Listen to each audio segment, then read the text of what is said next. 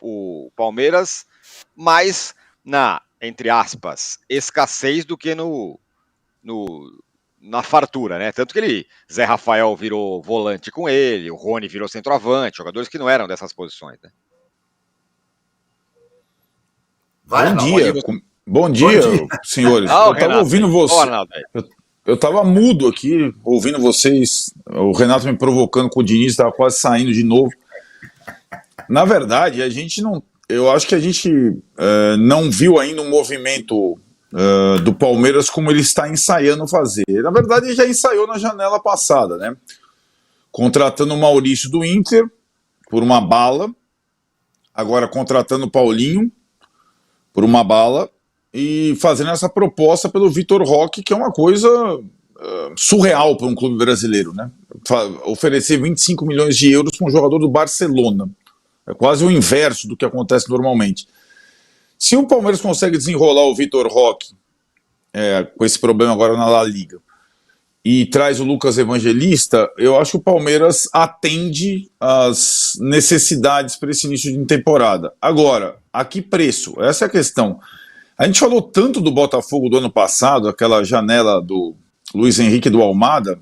A janela do Palmeiras com Paulinho e Vitor Roque é bem superior em termos de gasto à janela do Botafogo. A janela do Palmeiras na passada já tinha sido alta, abaixo apenas da do Botafogo, com o Maurício. O Palmeiras está gastando para dedéu.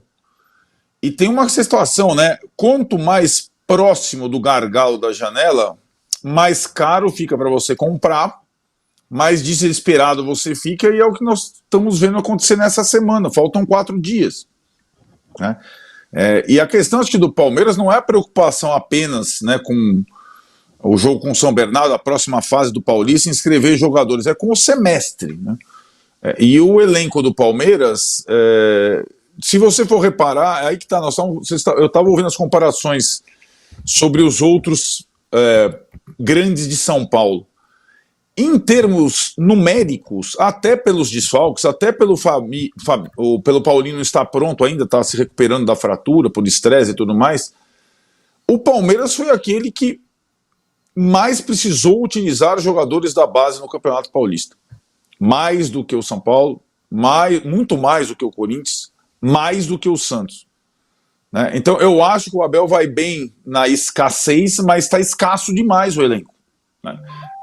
E acho que com mais jogadores, com a turma daquela geração, Rony, Zé Rafael, não foi suficiente o ano passado, então seria preciso dar uma melhorada esse ano. Só que o Palmeiras, olha, cara, por mais que tenha dinheiro, tenha vendido tantos jogadores por valores exorbitantes, ensaia a gastar demais, na minha opinião. É quase uma loucura para mim essa situação do Vitor Roque.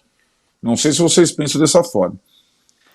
Então, esse é um bom debate, Renato, porque o Abel fala, eu quero jogadores prontos, né? É isso que o cara quer. E aí, de fato, é uma bala. Tirar um jogador do Barcelona não é uma coisa normal no futebol brasileiro, nunca foi. E aí o Palmeiras vai lá e pumba, gasta um dinheirão. Mas enfim, é um desejo do Abel, jogador pronto. O Arnaldo acha que ele não é ainda, ele é uma promessa, pode ser e tudo mais.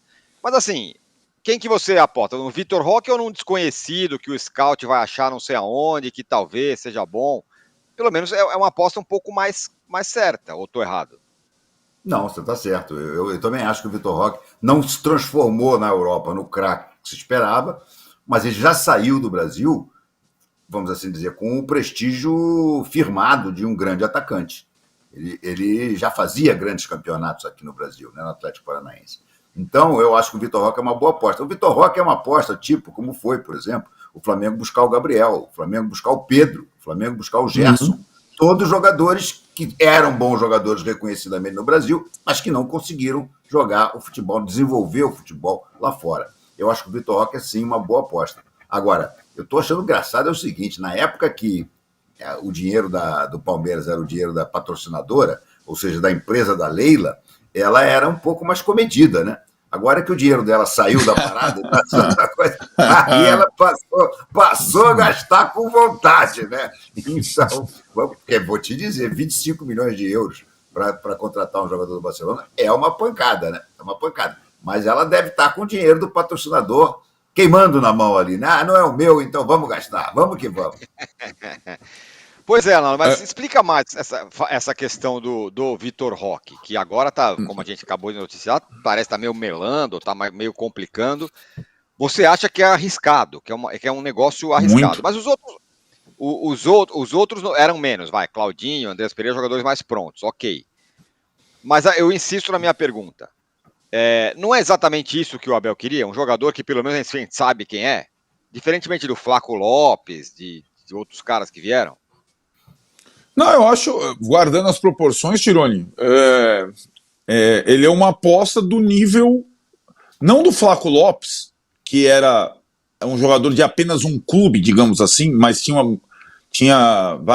alguns predicados, uma promessa. O Vitor Roque foi muito bem numa temporada no Brasil, depois foi para fora. Eu acho ótimo quando o Renato traz os exemplos, por exemplo, os exemplos Gabigol e Pedro. Porque aí a gente pode traçar um certo paralelo, até pela posição deles, para os jogadores que sempre fizeram gols quando surgiram e tal. O modelo das contratações do Gabigol e do Pedro foram esses modelos que agora eu acho que fazem sentido no futebol. Você contrata um jogador promissor que não deu certo nas primeiras temporadas europeias por empréstimo com os valores fixados, com as obrigações de compra se as metas foram atingidas. Então, digamos, você paga 5 milhões no Vitor Roque, se ao longo do período ele cumprir as metas e tal, você paga os outros 20 e adquire o cara em definitivo. Agora, você pagar 25 milhões num jogador de futebol sem ter a certeza, para mim é uma loucura. É uma loucura para um clube brasileiro, por mais rico que ele seja. E eu falava a mesma coisa, eu acho que o Flamengo, depois de fazer esse primeiro período de contratações, ele passou a fazer outras porque ele tinha muito dinheiro e eu criticava. Eu falava, não tem cabimento para o Flamengo pagar mais de 10 milhões de euros pelo Everton Cebolinha. Não tem. Não que o Everton Cebolinha não seja um bom jogador, mas é um jogador que oscila demais, se contunde demais. Nós estamos vendo agora, não estamos vendo? Né? Ele joga um pouco, se machuca um pouco. Joga um pouco, se machuca um pouco. Então, eu acho que um clube de futebol brasileiro, por melhor que ele esteja momentaneamente, por exemplo, a situação do Flamengo já não é mais a mesma econômica do que foi outrora, certo?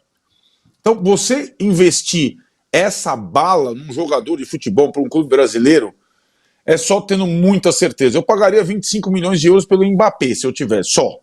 Eu não... É um exagero, evidentemente. Mas eu acho que o Palmeiras só está fazendo, ou só está ainda tentando fazer essa negociação nesses moldes, nesse valor, pagando um valor mercado europeu à vista praticamente, porque está desesperado, porque faltam 4 dias para fechar a janela. Né? Isso nunca é o ideal. Né? E aí vai recair, se o Vitor Roque vier, sobre ele um peso que eu não sei se ele sabe lidar, e não dá para ter erro nessa contratação, senão o prejuízo é enorme. Né? E eu não tenho a convicção de que esse jogador cumpra tudo que se espera por um cara que vai custar 25 milhões de euros. Eu só faria a negociação num molde diferente, tratando diferente, com uma grana à vista por empréstimo, e depois, se ele atingir as metas, aí eu sou obrigado a pagar o restante combinado. Como todo mundo está fazendo no planeta, por sinal. Ô, Renato, a gente poderia comparar, fazendo aqui o papel de advogado do Vitor Roque e da contratação, se é que ela vai rolar, a gente poderia comparar com o Gabigol, quando veio para o Flamengo? O cara veio para o Flamengo depois de ter pingado lá em 2 clubes da Europa e fracassado assim, retumbantemente. O cara não sentava nem no banco mais. O cara não jogou em lugar nenhum, não jogou no Benfica, não jogou na Inter, voltou pro Brasil com o rabinho entre as pernas. E o Flamengo contratou. Não tô falando do Gabigol do Cruzeiro eliminado agora, tô falando do Gabigol do Flamengo, que virou o Gabigol do Flamengo. Pô, eu não sei se essa conta é tão direta assim. O cara fracassou lá, ou então não tá indo bem na Europa, esse cara aí talvez não seja.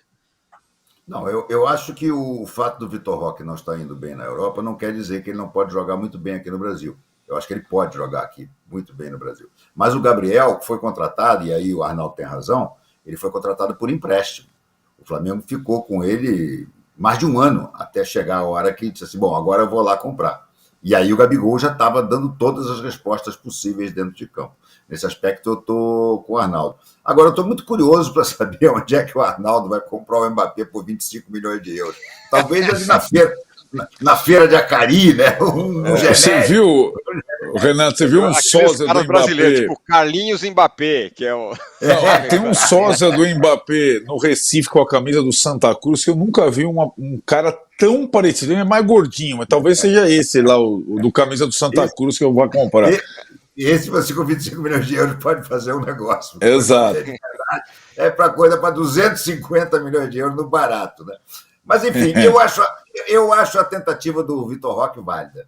Se a Leila fez as contas e percebeu que esses 25 milhões de euros cabem dentro do orçamento dela agora, dos novos patrocinadores, do faturamento do Palmeiras, eu não acho um absurdo, não, porque o Palmeiras está precisando muito. O Vitor Roque, se voltar e voltar a jogar a bola que ele jogava no Atlético Paranaense, ele resolve o problema do centroavante do Palmeiras.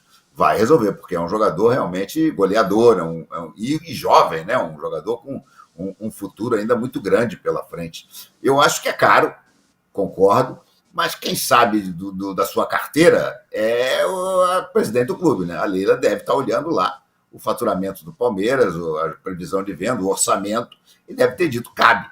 Então, se cabe, acho válido. Agora, insisto, o Marcos Braz está assessorando cada uma dessas tentativas. Claudinho, Andrés Pereira, Vitor Roque. É a cara das negociações feitas pelo Marcos Braz.